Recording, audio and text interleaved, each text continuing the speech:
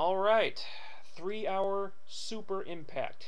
Go-home show before Bound for Glory, TNA's biggest pay-per-view of the year. Something I need to address before I do anything else. This was not a 3-hour Impact. This was a 2-hour Impact with an overrun, and a Bound for Glory hype show at the end, but I'll get to that in just a minute. There was a lot of speculation going into this show. Mainly I was wondering that since Impact lately had been trying to cram 3 hours worth of content into a 2-hour show, would this be a situation where they would try to cram 4 hours worth of content into a 3-hour show? Or would they take the opportunity to slow things down and showcase more wrestling and then actually pace the show the right way for once? Well, I kind of got what I wanted, and I didn't at the same time. The good things about this show, they slowed down the breakneck pacing somewhat. Not as much as I would have liked, but at least most of the wrestlers actually got their entrances shown on TV this week. Plus, you had AJ Styles and Kurt Angle in the main event delivering a commercial-free 20-minute classic. Match of the year contender, best match on Impact in God knows how long. I can't say enough about this match. If you missed it, find it somewhere, download it, find it on YouTube, do whatever you have to do to find it. I would put this match right up there with Sabin vs. Shelley at Genesis, if not higher. That's how good it was. So those were the big positives to take away from this show. But I'll tell you what the problem is. Aside from those two things, there really wasn't anything different about Impact this week, with the exception of the main event. None of the matches got any more time than they usually get. You had Hernandez in an unannounced, unhyped British Invasion gauntlet match, going through all three of them in about 5 minutes, making the heels look like crap. Granted, Rob Terry sucks, but Brutus Magnus and Doug Williams both have huge upsides, and for them to be squashed that fast when they got a tag team title defense at Bound for Glory in 3 days was just idiotic. If you want Hernandez to win the gauntlet, that's fine, but you have to let the match go long enough so that the heels at least look strong in defeat. Otherwise, you're just shooting yourself in the foot. And what they should have done was take the Hamada Alyssa Flash Falls Count Anywhere match off the show and give that time to the gauntlet match and the X Division title match, but that's a whole other thing. Alyssa and Hamada, they had a great match, but it shouldn't have been on this show. Bound for Glory is this Sunday. Every segment on this show should have been used to hype the pay-per-view, and as good as the match was, neither of these women are on the Bound for Glory card. They should have saved this match for next week, or God forbid Turning Point, when they could actually get to work for more than 5 minutes, and used that time to hype the pay-per-view matches. Next, we had an X Division title match, which was also unannounced and not hyped up at all. And to have a championship match only get 5 minutes when you've got a 3-hour show is just a disgrace. Plain and simple. But there were a couple good things about this.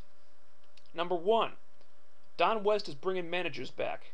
Amazing Red is a guy who really needs somebody to talk for him, let's be honest. And in one promo, Don West made Amazing Red look more important than TNA has bothered to make him look in the last 4 months combined. Number two, if they're giving Amazing Red a manager/mouthpiece in Don West, that means that they must actually have plans to do something with Red and get behind him, maybe. So now I have a little bit of hope that Red won't be that transitional champion that we all thought he was going to be when he won the belt last week. Number three, Don West put over the Ultimate X match this Sunday, which was another thing that TNA had not really bothered to do until this week. He put over Amazing Red as a fighting champion who wants to defend his title in the Ultimate X, and now we have an X Division title defense at Bound for Glory. And you put a guy like Amazing Red in the Ultimate X? Hell yeah, now I'm excited. I just wish that TNA had promoted the Ultimate X match more than they had. I mean, they aired this great video package for it, but that video should have been airing on Impact for the last month. I mean, the matchup of Daniels, Homicide, Suicide, and De Niro has build-up, and throwing Red in there as the X Factor doesn't really change that, but the Ultimate X gimmick itself has almost been an afterthought. I mean, I'm willing to bet that there's a lot of casual fans out there that don't even know there's an Ultimate X match this Sunday. I mean, TNA completely dropped the ball on promoting this thing. Another thing they dropped the ball on was the final hype for Sting versus AJ and Angle versus Morgan. They had AJ and Kurt Angle. They had the AJ Kurt Angle match, and yes, it was a fantastic match, but it didn't really get me hyped up for AJ and Sting and Angle Morgan. It got me hyped up for AJ and for an AJ Kurt Angle rematch, but those guys aren't facing each other this Sunday. They're facing Sting and Matt Morgan. And Sting was only on screen for about 30 seconds on this show, and he's in the main event on Sunday. And also, they didn't really do a stellar job of hyping up either women's match on the pay-per-view either. Anyway, that's it for Impact. But if you stuck around after the main event, you were treated to 45 minutes of the best thing that TNA has done to hype a pay-per-view ever. And that's no bullshit.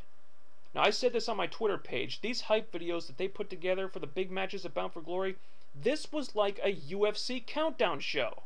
It was literally like they watched UFC countdown shows and emulated the whole format, and it was awesome sauce in a can. All the wrestlers were in work-shoot mode. Everything was really personal and dead serious, and they made this pay-per-view look like it's really important. This 45-minute show did more to sell Bound for Glory than anything TNA has done on Impact in the last month. This entire thing was pure gold, and this is what Impact should be like every single week.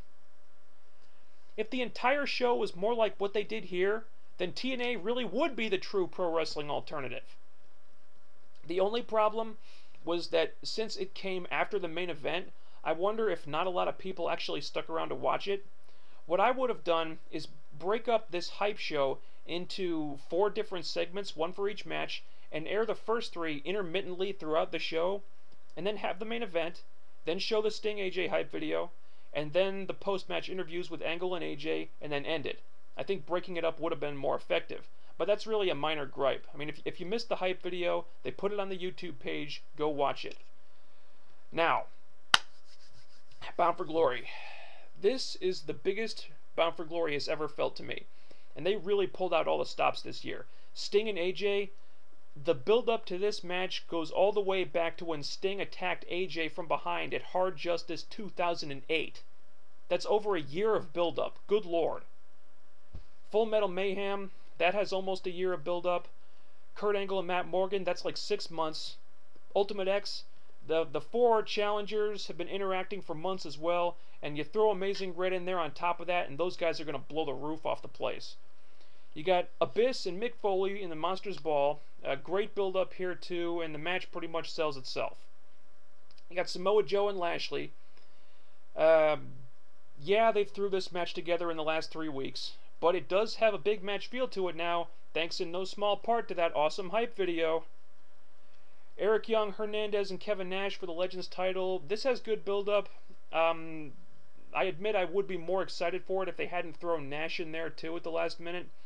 But it's pretty obvious that this is just going to be a vehicle to get the Legends title off of Nash. Eric Young and Hernandez would both be fine champions at this point, so as long as one of them goes over and Nash doesn't really do that much, I'll be happy. ODB, Tara, and Awesome Kong for the Knockouts title. I really would have preferred Tara Kong one-on-one for this one. ODB really doesn't do anything for me as the champion. The time to give her a title push was a year ago, and now I feel like it came too late and I just don't care that much. Tara and Kong has been teased since Tara first showed up in TNA, and in the first pay-per-view match you have to throw ODB in there and make it a triple threat. Really don't agree with that. But you got a lot of star power in there, and it should be a good match regardless. Taylor and Sarita versus the Beautiful People for the Knockout Tag titles. This really should have been the match to crown the inaugural Knockout Tag Team Champions. To have that match at No Surrender was just retarded. I mean, I don't think there's a lot of interest in a rematch, honestly. The writing's pretty much on the wall here. I'll be shocked if the Beautiful People win this thing. And Lacey Von Erich just freaking sucks, and TNA management know it. And Velvet Sky, let's be honest, she's really not that good either. The Beautiful People without Angelina are just not title contenders, and you can let Velvet Sky pin ODB as many times as you want. That's really not going to change anything. So that match does feel kind of lackluster, but my God, I mean, the build-up for the rest of this pay-per-view has just been outstanding. I mean, yes, they could have advertised it much better than they did, but the build-up on the TV show overall has been great. I mean, this has been a huge improvement over what they usually do. This really does feel like the biggest pay-per-view of the year. So I'm going to order it. Watch that before the Glory Hype show, and I think you'll want to order it too. It's on the YouTube page. Go check it out right now. I'll see you afterward.